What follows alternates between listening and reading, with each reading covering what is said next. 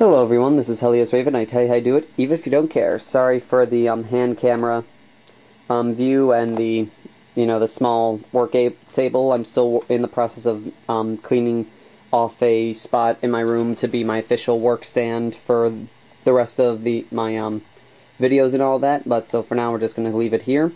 And today is a commission corner video, and what we're going to do is someone has asked me to paint up two of his tanks for his Sisters of Battle in a tournament that's coming up soon. He didn't have any time to finish the tanks and the rest of his troops, so he hired me to paint up his two remaining tanks, which is a Rhino and an Immolator. This is what he gave me. He base coated it all black and everything, and I'm going to try my best to paint it the same way that he paints the rest of his vehicles from what he described to me. So it doesn't like outright stand out that like this tank was painted by me and this other tank was painted by him. So we're going to try and get them to paint it up in time and look really nice, but not in such a different style that it stands out from his, then clearly indicates that the model came from somewhere else. So this is how it looks first, and then we're going to go on, and I'm not going to show you me painting them just because, I think you guys are a little sick and tired of watching, like, tank painting tutorials after that whole Imperial Basilisk thing. So we're going to do the magic of jump cutting and cut to the step 1 completed, and here we go. Okay, we're back, and as you can see, we got the blue base coat down and the white. This reminds me why I actually hate painting white armies. As it takes a ton of coats for white to actually cover up the black, and as you can see, it really didn't do much. I'd have to do another spot there for where I had to correct some blue touch-up and such, especially with the black. Now, the black undercoat kind of makes it a real pain in the butt to do, but that's how it's looking out so far.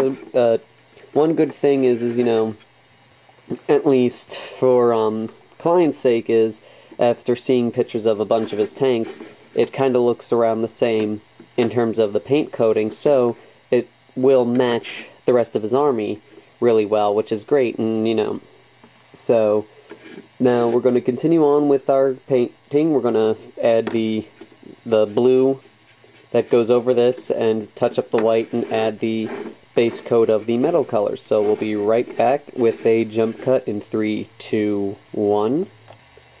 Alright, we're back, and as you can see, we added the final color for the blue and did some gold and brass trimmings on the symbols on the sides of the door. Add a little bronze there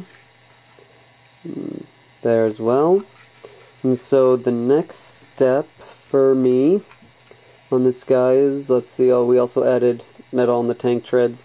I didn't do the entire thing just because the way he tends to do it, he sits them down in a way, so I kind of just did a pseudo paint job. So it's metal and then it goes black, so it's kind of like the shadow of the tank underneath it type of thing.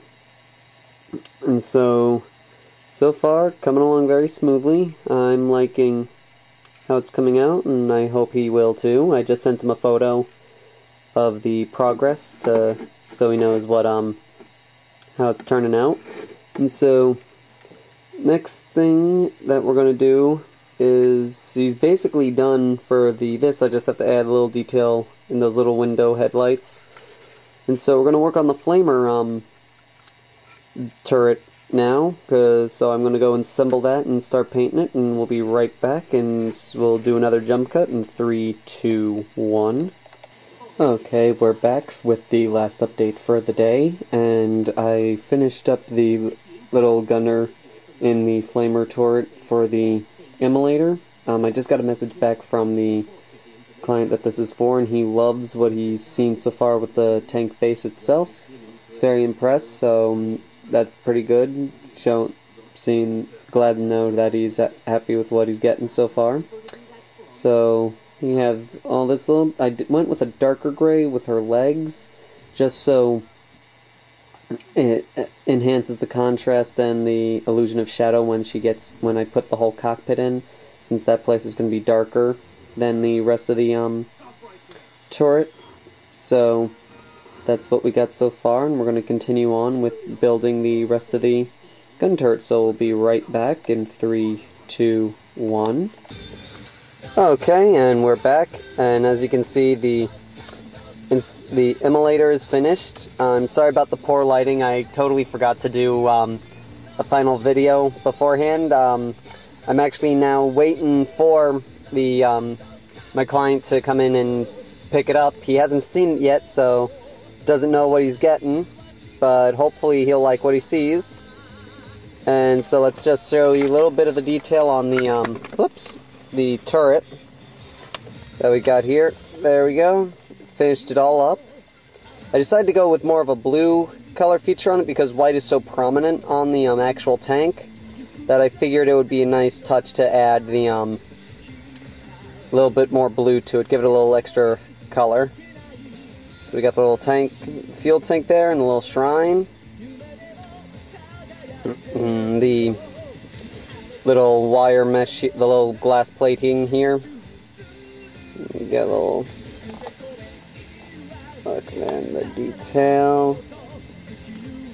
The problem with those arms was I totally forgot to put them in until after I had the whole turret assembled, so that was a real pain in the butt to get in there, but thankfully I managed to do it.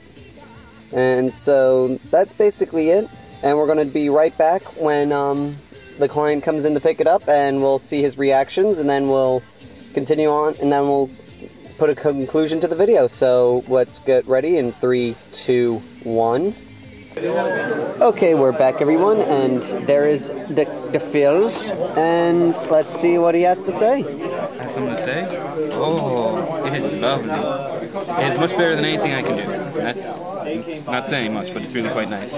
Except you mess it. No, I'm just kidding. It's perfect. Hello, I burn you now. Burn! And there you have it, folks. He's happy. So that's it for this week on Commission Corner. Until next time, this is Helios Raven signing off. Burn! Heretics!